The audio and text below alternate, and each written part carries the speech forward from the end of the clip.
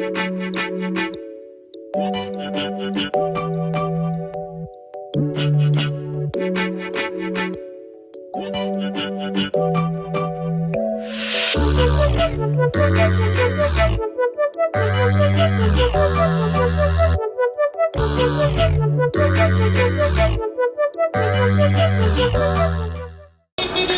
and welcome to Vendors Corner on UHTv, Universal Heritage Television. This morning we are at Owerri Road, the fire service junction at Owerri Road, for today's press review. I am Obidima Ako, your host, and like I used to say, please subscribe to our YouTube channel at Universal Heritage Television Niger. Let's go to the meat of the matter now. So let's look at the dailies we have today and what the headlines are saying. I have with me here Mr. Duru Daniels, who is going to be joining me in the analysis. We're also going to allow the Free Readers Association here to also participate in the discussion. But as you can see, we don't have quite enough readers here this morning, and that's to tell what the social media is doing to the vendors table. Social media is affecting readership, but nevertheless we'll have to move on. Mr. Duru Daniels, you're welcome. Thank you very much, Ako Obidima. Okay, so let's start with the state tabloids, the local papers here. Let me start with Trumpeter. I have a Trumpeter newspaper here. Sorry, I have Trumpeter newspaper here, and it has a big caption here. It says, Imo APC aspirants in disarray over consensus candidate arrangement. Imo APC aspirants in disarray over consensus candidate arrangements. Mr. Duru Daniels, we know that the Imo APC already they have issues concerning leadership. We know about the Dan 1-4 faction and McDonald Ebere governor faction, but it does seem McDonald is having an upper hand. But now that the party seems to be moving towards consensus, because at the National Convention it was consensus, and some governors are already banding stories that they've been mandated to go and do consensus in their states. What do you think will happen in Imo, considering the Rocha-Sokorocha factor and the Ifa-Yararume factor in the APC in Imo? Well, if you're talking about the APC situation in Imo, for me, I think anything can happen. You cannot say it is yet Uhuru for the McDonald Ebere-led faction, you know, for the fact that the governor is strongly behind that group. But with what is happening with this idea of consensus and with a whole lot of other things that may play out at the end of the day, you cannot say it's over until it's all over. So anything can just happen. Talking about the APC leadership and APC card-carrying members at the end of the day. Okay, we'll have another caption here. Imo Assembly goes after PDP lawmakers with a rider. Mpere member seat declared vacant after ploy to suspend the Owerri municipal lawmaker. It's a breaking story that happened yesterday, where the Imo State House of Assembly member representing Nkwere State constituency, Obina Okwara, his seat was declared vacant, and the reason the Speaker, the House gave is that he defected from the APC to the PDP, and tongues are wagging. They said even the Speaker, who suspended him, defected from AA to APC, AA to PDP, PDP to APC, and even the man who supported the motion, Honorable Chiji Collins, came from ABGA. From ABGA he went to PDP, from PDP he went to APC. So is it not the case of the kettle calling the pot black? Well, we woke up yesterday with this news, this unfortunate news. For me, it's very, very unfortunate. And in fact, it's the trending news. Like Imo people woke up to, yesterday, with the leadership of the House of Assembly declaring the seat of the Nkwere State constituency vacant, just on the basis of defection. It is. I don't know how to really talk about it, because virtually all of them defected. They are all defectors. They all defected at one point or the other. except a few of them, like the PDP guys, and maybe this other recently elected guy. I mean, the Amajoro, yes, the Ngwabala man. Yes, the man. So if we are looking at this development from the point of law, yes, people might say it's a welcome development, you know, because why is it selective? Yes, you know, he who comes to equity comes with clean hands. Yes. They should have first, you know, vacated their seats before pushing that man out. Yes, that is the reason why the issue is raising a lot of dust. It's a matter of, I mean, it goes to show that the declaration of that seat was not done really in public interest. It was one of those political interests, you understand, the politics having the better side of law. That is what we see. Or we're seeing. We have another caption here. It says, Okigwe 2023, Hakim Ararume Ibezim Tango over APC ticket. With a rider, Asosodem Manwa Joba display power play. It seems Okigwe is going to be hot. What do you make of this story? Definitely. Of course, the fight has already started. So anything can happen. It's all about who wins at the end of the day. You understand? So I am not surprised with the story, because that is exactly what we expect to see. The people, the political actors here, all of them are heavyweights, and we expect that they will all go out to fight. Okay. That's the much we take from Trumpeter today. Let's go to another state tabloid.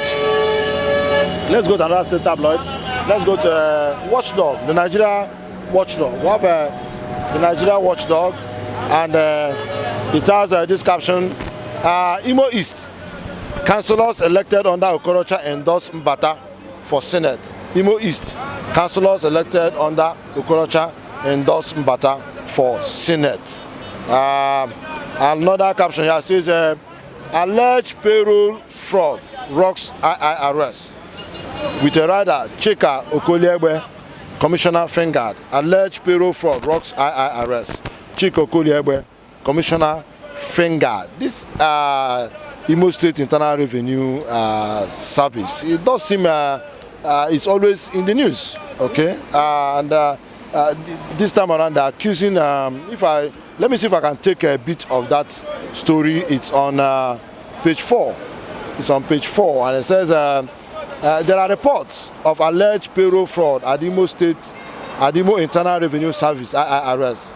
The alleged fraud is said to originate from illegal deductions, manipulation of staff salaries, among other fraudulent practices. The arrowhead of the alleged fraud is the human resource manager, Mrs. Chika Okoliegbe of the Revenue Agency, who was reportedly sacked from one of the commercial banks for allegedly engaging in fraudulent practices. So if this report is correct, if somebody is sacked from a bank for misappropriation or fraud, why would the person be absorbed by Imo State Internal Revenue Scheme and given such a position as head of human resource?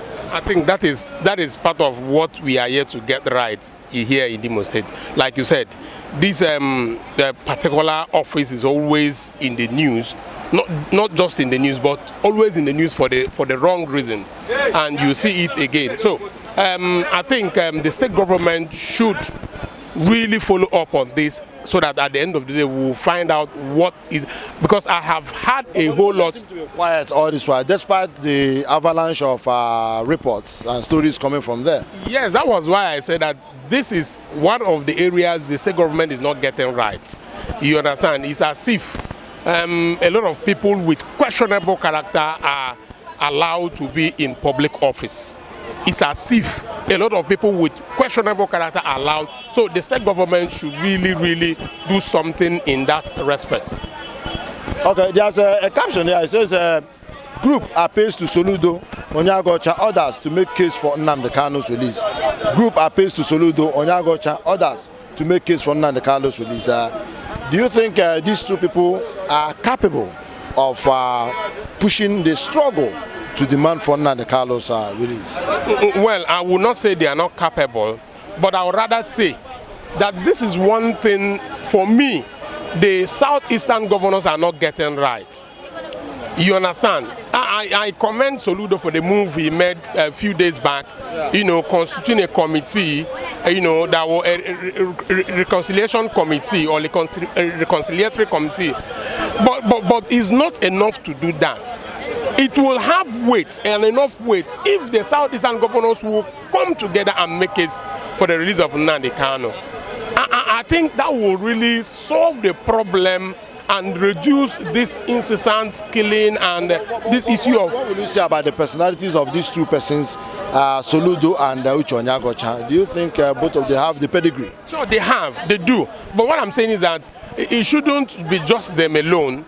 Other Southeastern, political office holders, particularly the governor, should also join their voices to, advocate for the release of Mazi Nnamdi Kanu. Let's hope that a journey of 1,000 miles starts with a pace, and they have started the pace. Sure. Okay. So that's the much we have from the watchdog, Nigeria watchdog. Okay. That's a Nigerian watchdog. Let me now go to the news echo. Okay. All right. So somebody seemed not to agree with the position of the councillors here. So let's hear from him why they don't agree. I am Honorable Chief Chimde Chikwendo, a former councillor that served between 2004 to 2007. In fact, I represented my ward in Abombise. I was a majority leader then. So for somebody to come up to say that councillors under Okorocha endorsed Mbata is false. The entire ex-councillors of Owerri zone that spans from 1999, during Ohakem, we sat. Most of us don't even know Prince Alex Mbata. It's based on his humanitarian work. And we decided to appeal to him to come and salvage Imo East. For instance, on December 16th, he had what we call Mother of All Empowerment, where the downtrodden was taken care of.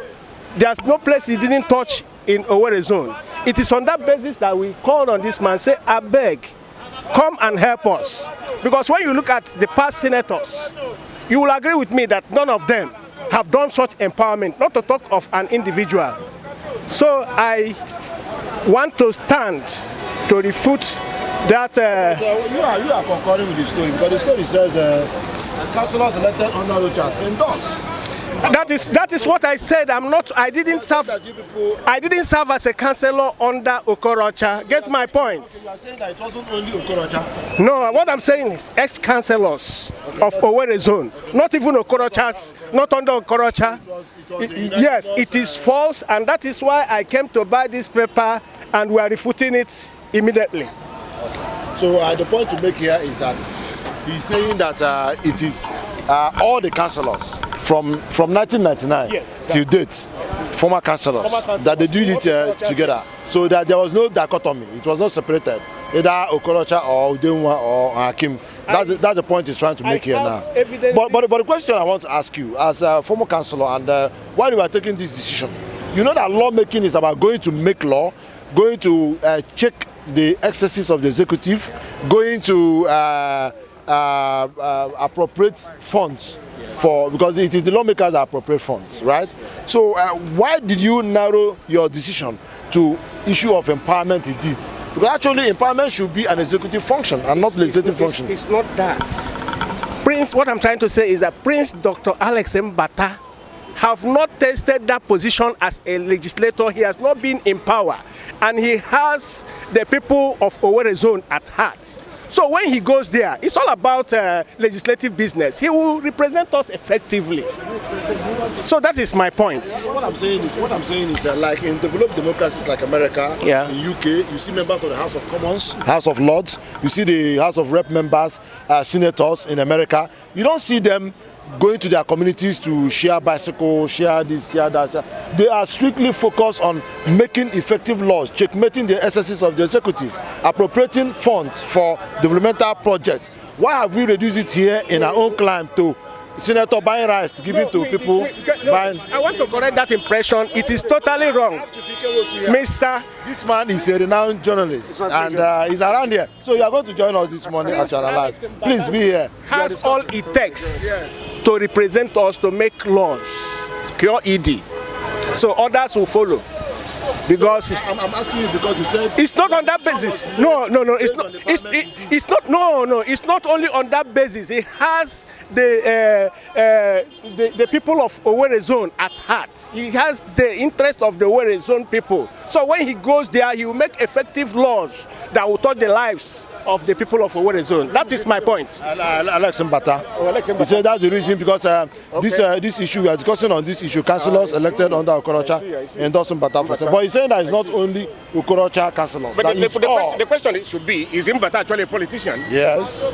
Is he a politician? How do you know? He is not a politician. How do you know who is a politician? Mbata is a businessman. He has nothing to do in politics. If you send him to Abuja on behalf of Owerri people, oh my God, the heavens will continue to weep. We are not coming for a debate. Listen, my brother, Mbata has nothing to do with Owerri representation. Mbata will worsen the matters. Mbata will worsen the position of Owerri people. What is the name of that man again? Ezengonye Uchi is a complete failure. I wouldn't want to. As far as I'm concerned. You have not even tested him. Excuse me. You have not even tested him. Listen to me. You should not even criticize. Listen to me. Okay, hold on. Itobi is a businessman and he's even coming, though he has represented Now, he's a businessman. Itobi. Now this is aspiring for president. this is a time for the true Owerri man to think inwards and look forward and see who is going to do better. Yeah. Who is going to represent us just like Sandadi did in the red chambers. Okay. Who will do better than this woman that Christian Yao did in the red chambers? These are people that have actually set the pace. What do you think of the areas of people coming out? Who do you think will... We have no competition. Onyagocha is the man there. Let him go to that very place. Onyagocha should go and represent us. Considering his pedigree, considering his experience. Give him the mic. That's his man. That's his man. You watch people from his antecedents. You watch people's antecedents before you know what they can do. Onyagocha have represented us before. Onyagocha, he has been in the House of Reps before. You understand? He has been in the House of Reps. We also saw the part he played during the governor's, the governor that ushered who is that man? The Ike We saw what he have done, and I also think that Onyagocha is better for us. The man, Mbata, we don't know him. He's not a politician. Though he can come from the business area to come and do politics. But as at now, we have seen Onyagocha in the politics and we have seen what he can do. Therefore, we are in support of Onyagocha. Okay, so let's go to another paper. Let's go to, maybe we'll have to go to national papers now because we have exhausted the local. Yeah, let's go to national paper. So this is the Sun. This is the Daily Sun. Okay, and the screaming headline here says PDP under fire for dumping zoning. PDP under fire for dumping zoning. There's a rider here. It says the party has committed suicide on Hanese. We will campaign against Northern candidate vows Afanifere, MBF, and then final decision rests with NEC. Autumn says. What do you make of this? The PDP seem to have incurred the wrath of the South by the rumors spread because they've not officially taken a stand. It's just a committee they set up that has recommended, and then it is left for the National Executive Committee to finally accept or reject. So with all that is happening, what do you see happening in PDP? Yes, me too. I was not impressed with their stand. In fact, I was disappointed when I heard about it because already APC, they have already said they are zoning to the south. I expected PDP to do something a bit different. Of course, they know that this part of the country, I mean the southeast, they have been clamoring. Nothing stops PDP from specifically saying that it should be zoned to the southeast.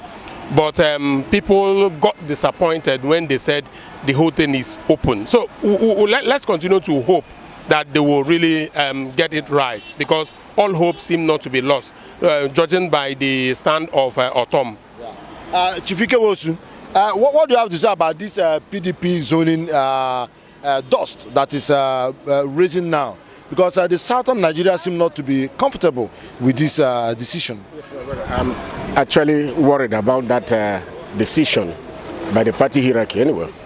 But the thing is that it's like the PDP as a party, they actually want to be very careful.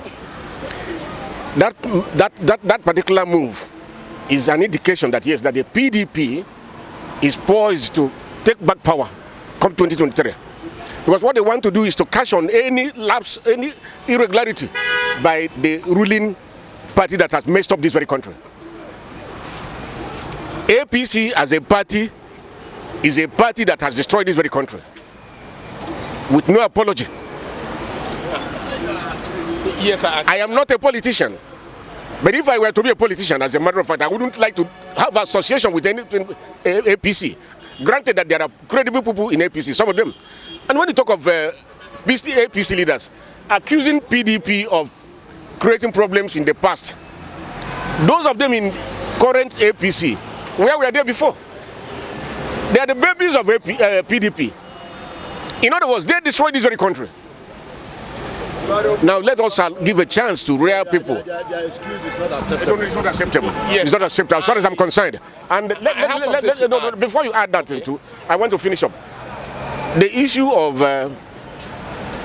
PDP bringing somebody from the south, not even southeast, if I were to say, is a cheat on the Igbo man, on the nation, because this is a country that is actually standing on tripod.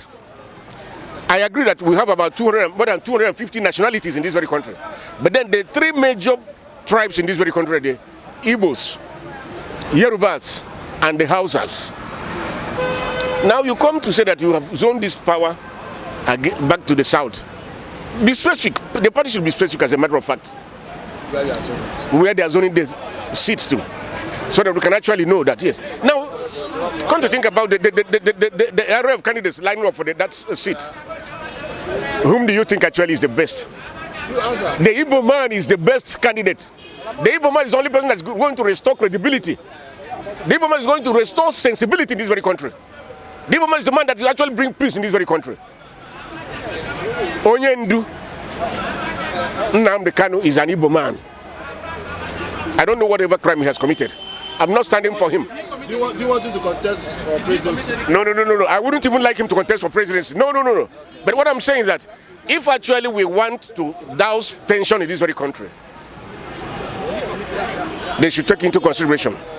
Let me come to my brother here. He said that he disagrees with you on the issue of Igbo presidency, zoning it to the southeast. So let's have your take. Why? No, stay here. Come from the back. Let's have your take on why you disagree that the presidency should come to the southeast. Actually, I am Comrade Chika Anyanwu. I'm an Imolite. You see, I am one of the people, one of the youths in this country that wrote to PDP not to believe in zoning. Why? Comes 20, it will tear the party out for the interest of that. I'm looking at for the interest of my party, not for the interest of any zone. Do you understand? What people are talking about, presidency, governance, when you see a good president who have what it takes to have good ministers and put them on the check, you perform as, your administration will be very wonderful. Why Jonathan, Yaradua, they performed because of the calibers of ministers they had. So what, that particular landmine you are avoiding, if you now make it an open contest, when the southeast and the southerners believe that this is their turn, wouldn't they feel aggrieved and still create that the ceremony you are running away from? Okay, you see, I like being honest. The Southerners are complaining that this is their turn. Look at this in this direction. Obasanjo was president for 8 good years. Let the Yorubas go out from the race and let us stand that this is our own turn. Yeah, the Southeast is saying that they should come to Southeast. But we even have Yorubas. We have Yorubas, I'm coming. We have Doyen Okupe saying that you should go to the Southeast. We have Ayo Fayoshe saying he should go to the southeast. They are Yorubas. They are saying he should go to southeast. Okay, let me say this. Why So why are you an Igbo man saying you don't want it? I like, see, when you talk about a realistic person, that is I am. You see, it's all about being honest in this country. The APC parties, do you know where they have zoned their presidents? And from what indication, it does appear they might come to southeast because there's also agitation that he should come to southeast in APC. I will not tell you. At the end of the day, if it comes to southeast, it won't. I don't know why. You see, there's an important message I want to give to Nigerians and Imolites. Okay, I have another vocal and opinionated fellow who has joined us. Yeah, he will join the discussion. He will join the discussion. You're welcome, sir. We are looking at this issue of zoning. Yes. The southeast and the southern Nigeria, they are seriously kicking and demanding that it is their turn to produce the president. But our brother here disagrees. He says it should be an open contest. And now, Ohaneze said this PDP decision is a suicide, mission. And Pandef and Afanifere, they've all vowed, that they will never vote for a northern candidate. What do you make of these developments? You can come so that the camera will. Now, can you see my face clearly? Yes, they can just look at the camera and talk, yeah. Can you see my face clearly? Why not? Can you hear me? Yeah. As far as I'm concerned, what you're up against is what I call comedy of the absurd. It is comical absurdity that is playing out to entertain some of us who know much better than these people who are now trying to satirize the whole Nigerian situation. It is a comedy because all the while what you have had in the country is what you call rotational presidency, right from 1999. And all of a sudden somebody wakes up somewhere and begins to say, no, it shouldn't happen that way, we'll do it the other way around. Shifting the goalpost in the middle of the game. That's what it is. But some of us are watching and laughing because we know where all of this will end up. It will end up in an implosion. That is what is coming. Because there's no other justifiable way of trying to tell anybody who has any gray matter upstairs that you are going in this direction. It cannot happen, it shouldn't happen, and it will, I guarantee you, that at the end of the comedy, it will not happen. What is supposed to happen will eventually happen. Because So what should happen? what should happen is, if you know you call yourself a true Nigerian and you want Nigerian unity, you should know at this time that the country is dangling on the precipice of disintegration due to agitations from all over the place. And so the only solution now, if you really say and believe in one Nigeria, is to save Nigeria first of all from this disintegration by doing the needful, which is giving it to the only geopolitical zone in the country that owns this presidency come 2023. The Southeast owns it. And let me make a clarification. A lot of people have a misconception. A lot of people have, excuse me. A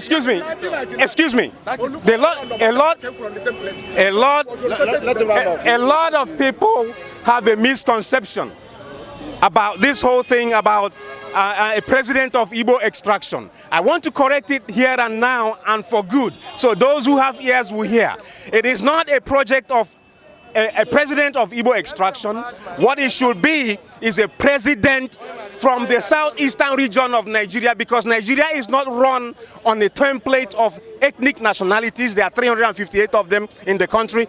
Nigeria is run on a template of 6 geopolitical zones. Now, since this thing has been thrown to the southern region with 3 zones, and 2 zones out of the 3 have had it, common sense should tell you that you give it to the 3rd one that hasn't had it, unless of course you are looking for trouble of various sorts. You seem not to agree with him. Okay, you're on call. Okay, you agree to what he said. Do you agree you should come to Southeast? Okay. Let's hear him. Okay. Talk. I'm Daniel Onyebula. I'm Daniel Onyebula from Emekuku. Like this. Just move up. Move up. All right. I'm Daniel Onyebula from Emekuku, Owerri. So you see this First Bank, you left with those things. I only took that. The Southeast agitation for the presidency to be zoned to the Southeast. I don't think that it will work. the southeast allegation for the presidency to be zoned to the southeast. I don't think that it will work. Even though it will work, it's not this 2023 that is just tomorrow.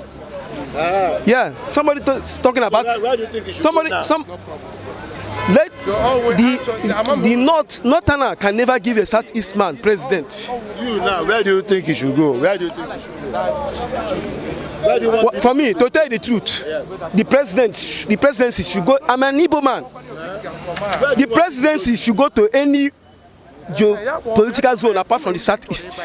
But you don't want it to go to southeast? Yes, I just tell the truth. The northerner can never give the southeast presidency.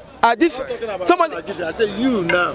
Where do you want it to go to? I want it to go to any geopolitical zone apart from the southeast. Apart from southeast. Yes, and I'm a full-blooded Igbo man. So, yeah, I'm back. Okay, so Can you get me? Can you get me? Can you get me? I want president of Nigeria. I want president of Nigeria to come to east, this side.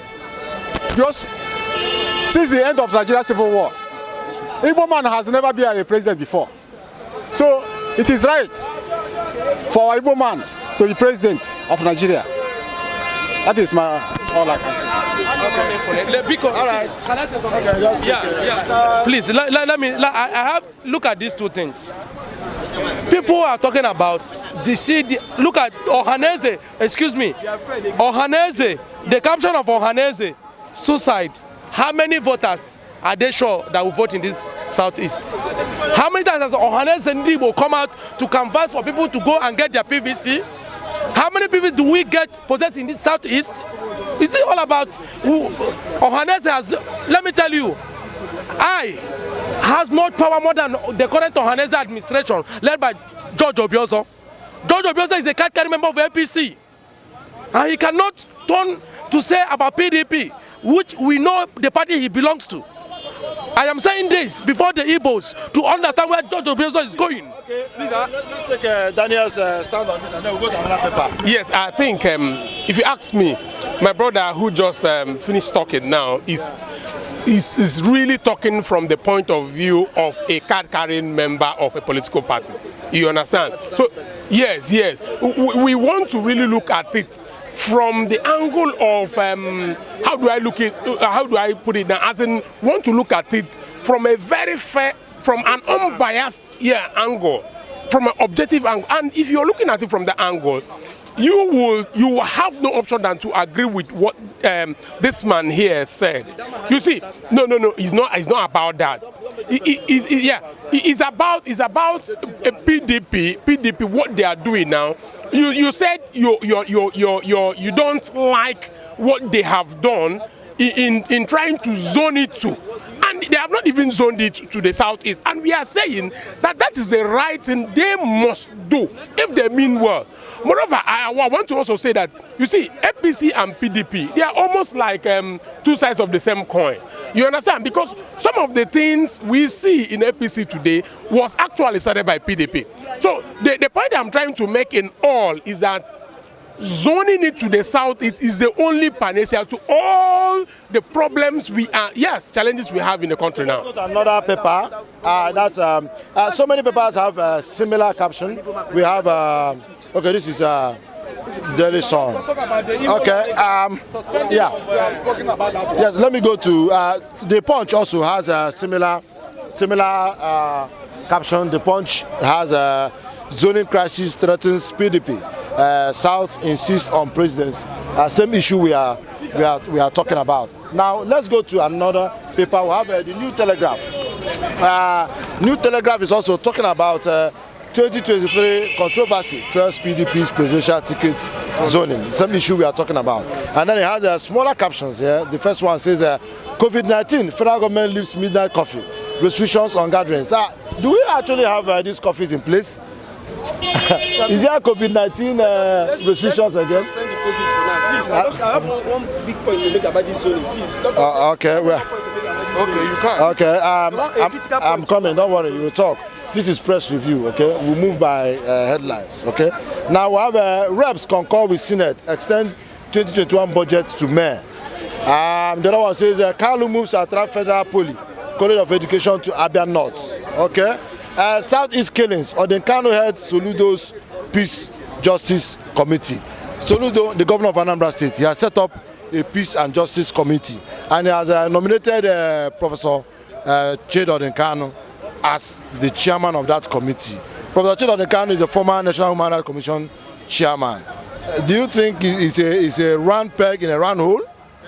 Very, very, very. I think so. I think it's a very round peg in a round hole. It was a good move by Soludo. Even though my only fear is whether at the end of the day that will really solve the problem. Because one thing is to constitute such committee, another thing is to really make sure that at the end of the day, the problem, the reason behind formation of such committee is really achieved. And why I am not seeing that fear is because of what I said earlier, that we should, political office holders, particularly the governors, it's high time they came together to really advocate for the release of Nnamdi Kanu. I think for me, talking about the peace, the desired peace in Southeast with the continuous incarceration of Nnamdi Kanu might not produce any results. Yes, until he is released, whatever discussions that will go on will now make better sense. Do you concur with him, what he has said? Do you think that committee set up by Soludo is the way to go about achieving peace? Not much about that, please. And okay, you don't know. Yes. You have something to say? Well, my learned friend has said it all. It's a step in the right direction. If actually he's doing that in good faith, if his motive is not ulterior, I think it's a step in the right direction. I think they should replicate that. If actually they will mean business with that and they're serious about it, there is no time anything is better than peace. You know? Yes, peace is the best option at any time. So I want to believe he is doing it in good faith. All right. Okay, with that, we've come to the end of today's program. I'm sure you have enjoyed the analysis as done by our special people here. Tell us your name again. I am Comrade Chika Anyanwu. What's your name? Daniel Oyebula. Okay, and I have Duru Daniels here with me, my special guest that came to analyze with me. I also have the vendor who has allowed us to stay at his stand today to do this analysis. Take the mic to him. Let's. I'm Mr. Fidelis Chiakanduku at the fire service roundabout spot. How long have you stayed here? How long have you it has been long. I've stayed over 10 years here, so it's an old thing, yeah. Okay. All right, we thank you and we encourage you the more. Okay, tell us your name too, because I'm Mr. Nkwacha Nicholas, a publisher. Okay, so I want to assume that you all are members of the Free Readers Club of Nigeria, and we appreciate your contributions. We are going to be back again another day. All right, thank you. Okay, so dear viewer, thank you for watching. We've come to the end of the program. I am Obidi Mark, your host. We'll be back tomorrow for another edition of the Vendor Corner. Keep watching Universal Heritage Television Niger and subscribe to our YouTube channel so that you can be getting updates of our broadcasts. Bye-bye.